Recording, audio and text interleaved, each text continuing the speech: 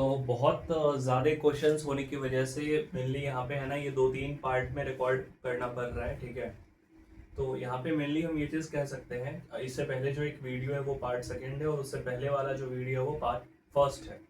ठीक है, उसके बाद अगर हम बात करेंगे तो मेनली हम यहाँ पे ये चीज़ बात की है कि हमारा जो क्वेश्चन नंबर 15 है, क्वेश्चन नंबर 15 हमारा ये कहता है what is an ionic bond, why it is also referred as electrovalent bond, discuss all the factors affecting the formation and stability of an ionic bond।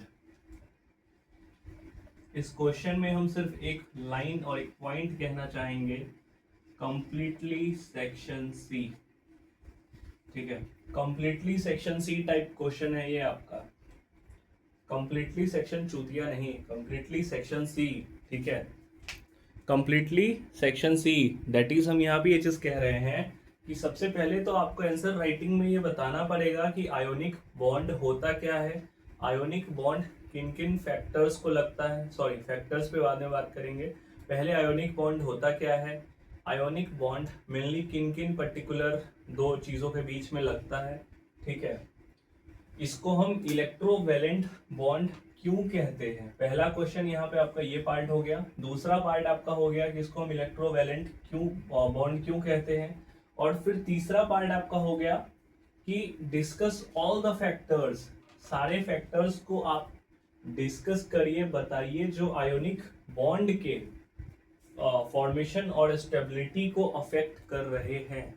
ठीक है, completely section C type question, और इसमें examinations में आने के chances जो है वो 80 to 90% हैं, that is VVI, ionic bond पे क्वेश्चन आपके पूछे ही जाते हैं। ठीक है, इस पर्टिकुलर जितने भी हम क्वेश्चंस करवा रहे हैं सारे क्वेश्चंस बहुत इंपॉर्टेंट है, लेकिन ये भी इंपॉर्टेंट क्वेश्चन में कुछ ऐसे क्वेश्चंस है जो 100% इम्पॉर्टेंट है, कुछ ऐसे क्वेश्चंस है जो लाइक हाँ मतलब हम लोग एक प्रोबेबिलिटी लगा सकते हैं कि हाँ ये क्वेश्चंस जो है आपसे पूछे जा सकते हैं, लेकिन उसके अलावा कुछ ऐसे क्वेश्चन है जो 100% आएगा। ठीक है, अगर कोई नींद में भी हो, सपने में भी हो ना, अगर बोल दिया जाए तो वो क्वेश्चन आएगा। ठीक है, ऐसे क्वेश्चंस होते हैं। तो क्वेश्चन नंबर 15 हमारा आयोनिक बॉन्ड यहाँ पे खत्म हुआ। उसके बाद हमारा क्वेश्चन नंबर 16 आएगा। ठीक है, क्वेश्चन नंबर 16 के ऊपर हम बात करेंगे। तो क्वेश्चन नंबर 16 के ऊपर हम बात करेंगे, क्वेश्चन नंबर 16 के ऊपर अगर हम बात करेंगे तो आपको ये चीज बताना है, mention the steps involved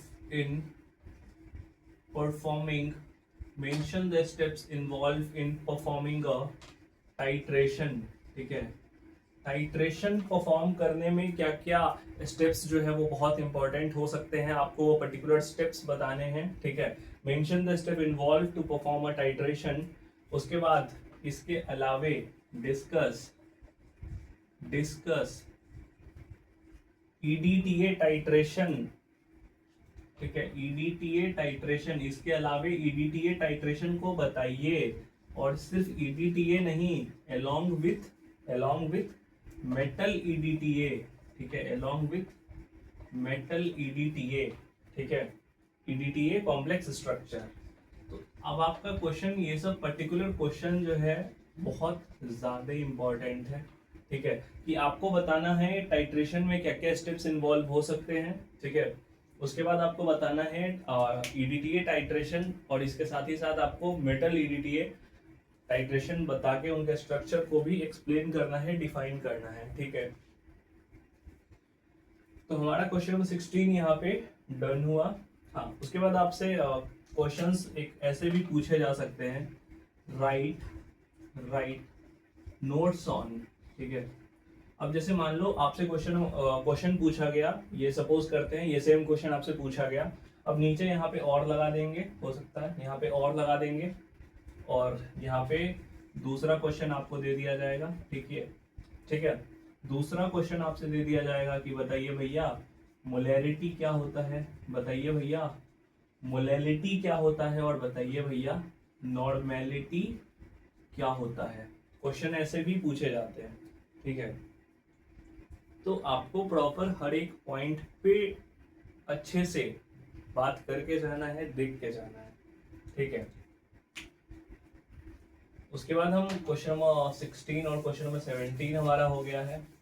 question number 18 की अगर हम बात करते हैं तो आपसे एक क्वेश्चन पूछा जाता है। क्वेश्चन नंबर 18 पे अगर हम बात करते हैं तो आपसे पूछा जाता है diagonal relationship diagonal relationship between lithium and magnesium, ठीक है। Diagonal relationship between lithium and magnesium. Question number 19 आपसे पूछा जा सकता है position of alkali and alkaline earth metal, position of alkali and alkaline earth metal in modern periodic table, ठीक है। Position of alkali and alkaline earth metals in modern periodic table, ठीक है। उसके बाद आपका एक क्वेश्चन ये भी क्रिएट हो सकता है। क्वेश्चन नंबर 20 के ऊपर अगर हम बात करते हैं तो आपसे ये पूछा जा सकता है give methods of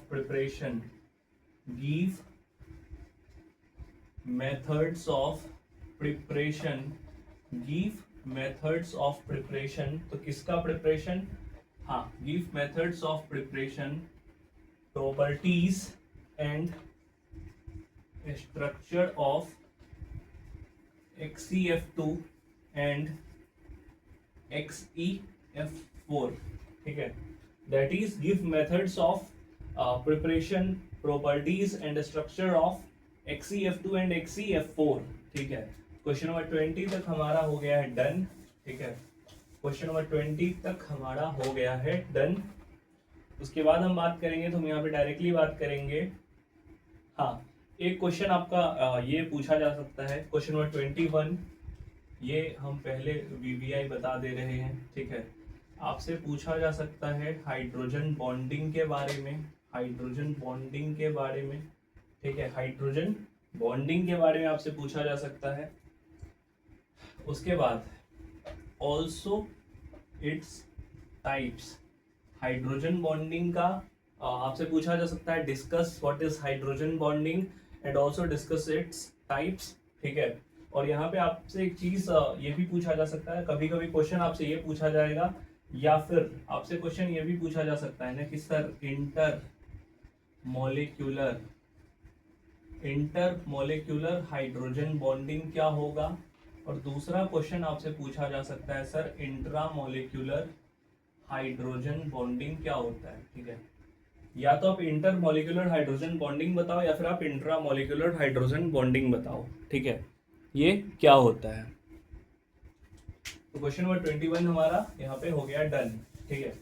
question number 22 के ऊपर अगर हम बात करते हैं, ठीक है, क्वेश्चन नंबर 22 के ऊपर अगर हम बात करते हैं तो क्वेश्चन नंबर 22 में आपसे पूछा जा सकता है क्या डिस्कस करे sir, metallic bonding, discuss metallic bonding, ठीक है।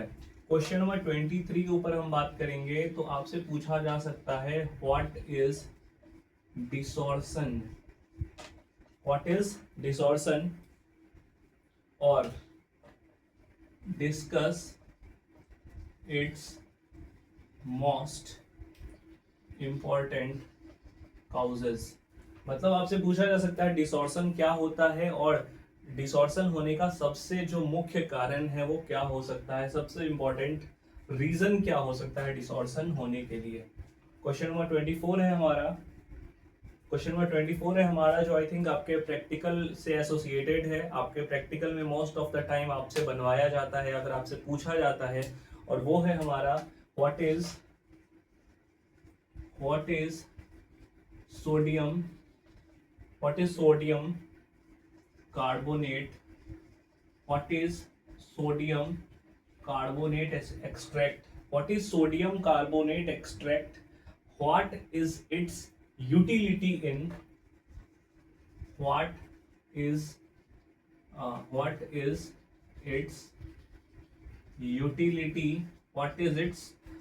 its utility in qualitative analysis, sodium carbonate extract क्या होता है और सोडियम कार्बोनेट एक्सट्रैक्ट क्या होता है और क्वालिटेटिव एनालिसिस में हम लोग इसका यूज क्यों करते हैं। आपसे ये क्वेश्चन डायरेक्टली पूछा जा सकता है। ठीक है, क्वेश्चन नंबर 24 तक हमारा डन हो चुका है। क्वेश्चन नंबर 25 के ऊपर अगर हम बात करते हैं, क्वेश्चन नंबर 25 के ऊपर अगर हम बात करते हैं तो क्वेश्चन नंबर 25 हमारा कहता है what is brown ring test. What is brown ring test. Brown मुंडे नहीं, ब्राउन रिंग टेस्ट की बात हो रही है। ठीक है, ब्राउन रिंग टेस्ट क्या होता है अच्छे से बताइए। उसके बाद हम बात करते हैं, हाँ उसके बाद क्वेश्चन नंबर 26 आपसे पूछा जाता है। क्वेश्चन नंबर 26 आपसे पूछा जाता है calculate the electrode potential. Calculate the electrode, calculate the electrode potential, calculate the electrode potential for half cell reaction, for half cell reaction. Calculate the electrode potential for half cell reaction. ठीक है, उसके बाद question number 27 है हमारा, question number 27 है हमारा what is coordinate bond. What is coordinate, question number 27 है हमारा व्हाट इज कोऑर्डिनेट बॉन्ड। ठीक है, how is it different from, how it is different from, how it is different from covalent bond. हमारा question है यहाँ पे what is coordinate bond और ये जो है कोवेलेंट बॉन्ड से डिफरेंट कैसे होता है। ठीक है,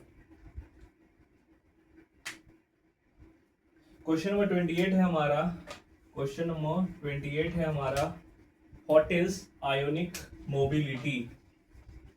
What is ionic mobility? Explain. What is ionic mobility? Explain.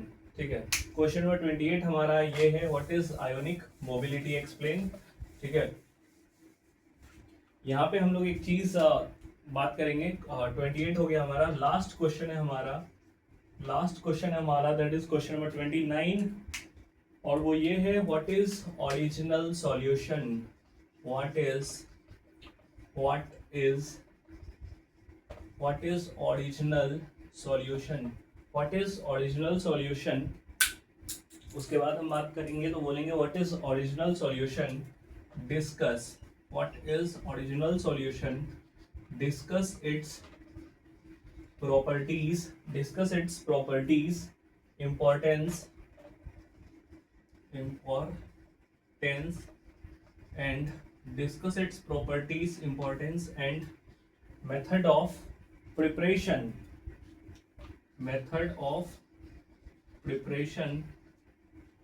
and also explain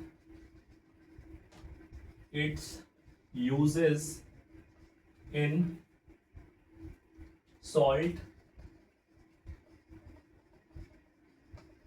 analysis. हमारा एक क्वेश्चन है हमारा कि what is original solution, original solution क्या होता है, इसके इम्पोर्टेंस और प्रॉपर्टीज को डिस्कस करिए, ये कैसे बनाया जाता है, इसके मेथड्स ऑफ प्रिपरेशन पे भी बात करिए और ये जो है सॉल्ट एनालिसिस किस तरीके से करता है, क्या फैक्टर होते हैं। ठीक है, इन चीज़ों पे भी आपको बात करना है। तो ये है हमारा ओवरऑल इनऑर्गेनिक केमिस्ट्री सेमेस्टर 2 के इम्पोर्टेंट क्वेश्चंस। हम ये बिल्कुल नहीं कहते हैं कि आपके क्वेश्चंस यहीं से क्रिएट होंगे, बट इस चीज़ का 100% श्योरिटी है मोस्ट ऑफ द क्वेश्चंस जो है वो यहाँ से रिपीट होंगे। ठीक है, ये पर्टिकुलर जितने भी क्वेश्चंस आपको करवाए गए हैं, ये पर्टिकुलर क्वेश्चन हम ये नहीं कह रहे हैं कि आप 100% इन क्वेश्चंस के ऊपर डिपेंडेंट रहो, हम ऐसा बिल्कुल नहीं कह रहे हैं। But I think you people will have to study completely hard according to your syllabus.